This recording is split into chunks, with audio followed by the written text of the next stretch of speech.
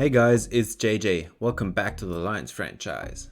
Today we're gonna do a quick recap of this season, some individual stats and some team stats, some awards, and the standings. Matt Stafford threw for 4,362 yards, 32 touchdowns, 20 picks, 68% completion percentage. That was a good year. I threw a lot of picks.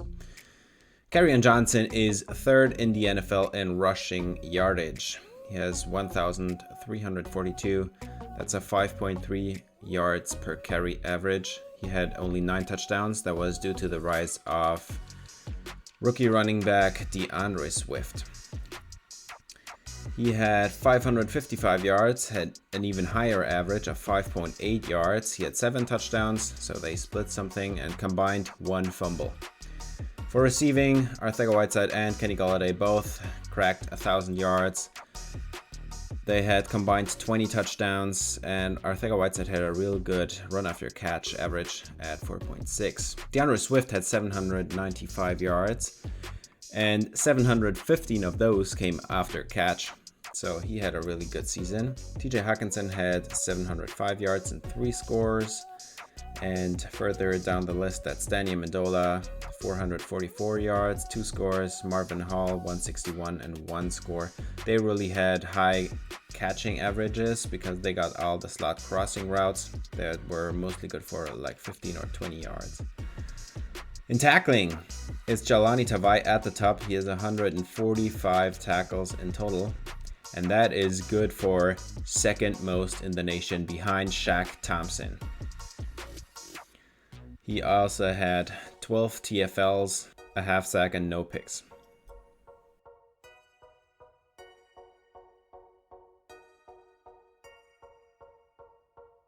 For sacks, Nick Bosa leads the nation with 16.5. Calais Campbell had 15 sacks.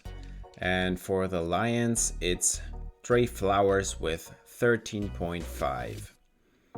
That is a really good sack output, but he was the only one. Deshaun Hand was really disappointing. Only 4 sacks as a starting edge rusher. That is really bad. Really, really bad. Romeo Okwara, on the other hand, had 3 sacks and he had really limited snaps. Also, Terrell Suggs, who just came in for the last, handful of games and still had 3 sacks. Both of them were more productive than Deshaun Hand. And down the list, there is a couple of more sacks for some safeties, linebackers who came in on blitzes. Justin Coleman was the only one to catch 4 INTs or multiple INTs. Will Harris was the only other guy that had an interception. This output is really bad for interceptions. And for deflections, Desmond Trufant leads the team with 10, Justin Coleman had 9, and Jeff Okudah had 7. Jeff Okudah had also at least 3 drop picks. That was really bad. Jahlani Tavai also had 5 deflections. That is good. Now let's look at some team stats. So for offense, we've got the Bills at the first place for total yards gained, and we'll look at each category and see where the Lions are at. So if we scroll down the list for passing yards, the Lions are actually somewhere in the middle, I think like 13, 14. It's okay. Rushing yardage, the Lions should be higher up. Kerryon Johnson and DeAndre Swift, yes, that is top 10. So let's look at points per game, because that average is really important too. You need to score points, and the Lions are in the top 10 probably, or close. So that's good. That's nothing we have to worry about. For first downs gained, that is the Lions in the top 10 again. So that is really good. Offensive categories are okay. Let's go to the defense, and that is where all the problems are located. Second to last in total yards allowed. Second to last in pass yards allowed, 4,487. That is bad.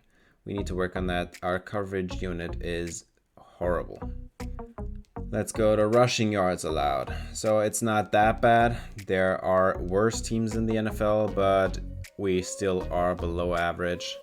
And this is the most worrying category of all. Points allowed, where the Lions are dead last. 501 points allowed. Let's look at QB sacks. Trey Flowers had 13.5, so that put us somewhere in the middle of the pack, below average still, but it's okay, I guess. Only 2 fumbles recovered. There were a bunch of teams who had 0 fumbles recovered, but only 5 INTs, which is dead last in the league too, tying with the Washington football team. And only 2 fumble recoveries, that's 7 turnovers forced all season long. That is terrible. Let's look at conversions as well. The Jets are dead last at 3rd down percentage. The Lions are kind of middle of the road, but I mean, it's okay. They're solid, somewhere a little bit above average. 4th down percentage really doesn't matter at all because people have not enough attempts to compare it really. But red zone efficiency. Lions are 2nd in the league, 81%. 65 trips, 41 touchdowns, 12 field goals. That is okay. The offense was never the problem, at least. We could put up some points. But that is where the problems are at our defense. 2nd to last in red zone points percentage for the defense. It's 84%. That is terrible. And the most worrying category is here again. It's turnover differential. We are dead last with -16. That has a lot to do with all the picks I threw that I should not have thrown because it was some stupid decisions. But I mean, it still is bad if you count out 10 picks. We still have a bad turnover differential, and only 7 takeaways is the reason for that. 7 takeaways is not enough to win some games and get to the playoffs. Let's look at the standings. Cardinals are going to pick first probably, and the Lions are probably going to pick 7th or at worst 10th. So we have a 6-10 record, and there are 3 other teams that have 6-10 records. Chargers, Texans, and Giants, and those teams will select from 7 to 10 in the draft.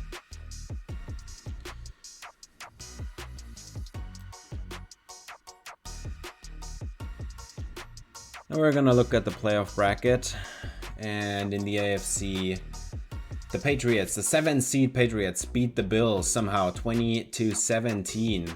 That should have been a nice game. The Browns win 35-10 over the Raiders. The Ravens beat out the Chiefs. The Ravens also beat out the Browns in the divisional round, and the Colts beat out the Patriots 42-39. So the AFC Championship game was played by the Ravens and the Colts won. The 7 seed Buccaneers also won and went until the championship game. In the divisional round, there were 3 NFC South teams, and only one of them made it, and it got beat by the Packers. Let's look at the Pro Bowl. And disappointing, no love for Kerryon Johnson. 1,342 yards and was not enough. On the other hand, Arcega-Whiteside is wide receiver 1 somehow. Interesting. So no tight ends. I did not throw the ball enough to TJ Hockenson, so that could be a thing. Sadly, no edge rushers either. Trey Flowers did not have enough sacks to pull it off. And the biggest disappointing of all of them, Jahlani Tavai is disrespected. 145 tackles and he did not even make the Pro Bowl. Are you kidding me?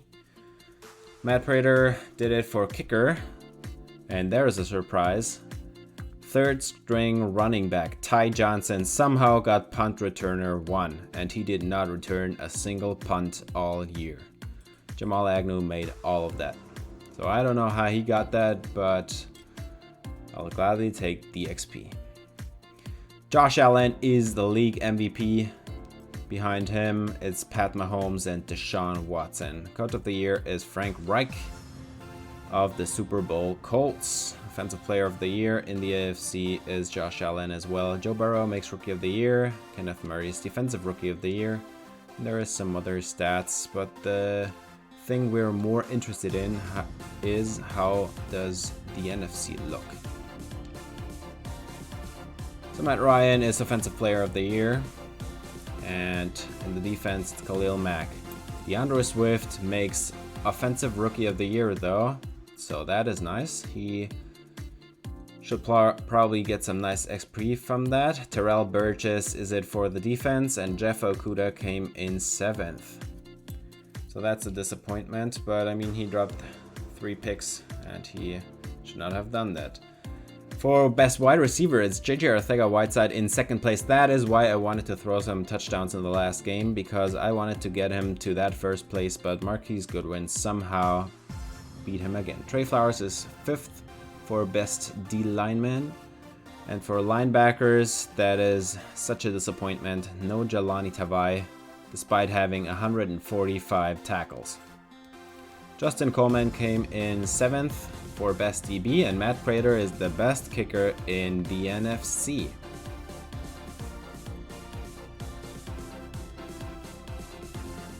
Now with that development, DeAndre Swift should get some nice upgrade here. And we'll go into elusive back this time.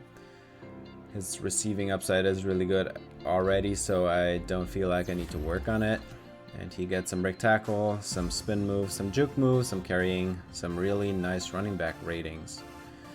And it was also revealed he has Star Dev, which he had in the beginning of the season, and it also means that he did not go up in development as he won Rookie of the Year, because he had hidden Dev from the beginning of the year. Instead, somebody else did. But let's look at Kerryon Johnson. He has Superstar Dev, and I think we are fine at running back. There is no way I'll draft a running back in this draft, or I'll take a running back in the offseason. No way. Kerryon Johnson, DeAndre Swift, Ty Johnson.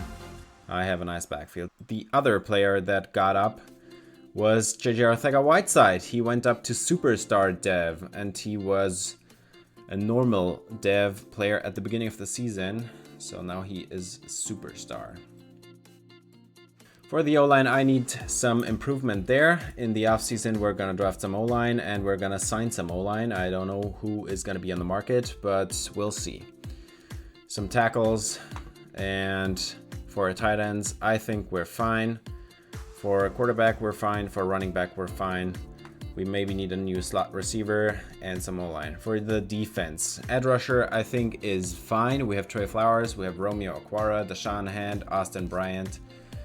And after I switch to a 4-3, we also will have Julian Okwara there. So 5 edge rushers. In the middle, Danny Shelton is the nose tackle, and he's probably going to be gone because in the 4-3, I don't need a nose tackle. Maybe we'll switch Trey Flowers or Deshaun Hand to defensive tackle in the 4-3.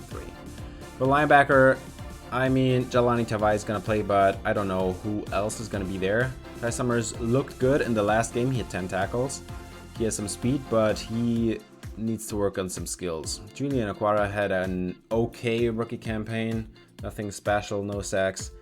Terrell Suggs was amazing. He came in and just had like 3 sacks in, a handful of games. Jamie Collins was the disappointment though, and as he got hurt, I signed Terrell Suggs, and I'm probably gonna look to re-sign Terrell Suggs. For corners, Justin Coleman was good. Desmond Trufant was a disappointment. Jeff Okudah is going to be the starting corner next year as well. And I hope Amani Oruwari gets a chance. But if there is a chance I get one of the 3 top corners in this year's draft, I'm going to pull the trigger. I want some more corner depth because Desmond Trufant is 29 and he's not cutting it. And at strong safety, I think we're fine. At free safety, not so much. Right, that's gonna do it for this episode. Next episode we'll go into the offseason, free agency, and the draft. Thanks for watching. If you enjoyed, please leave a like and subscribe for more Lions franchise. See you in the next episode. Until then, spread some love.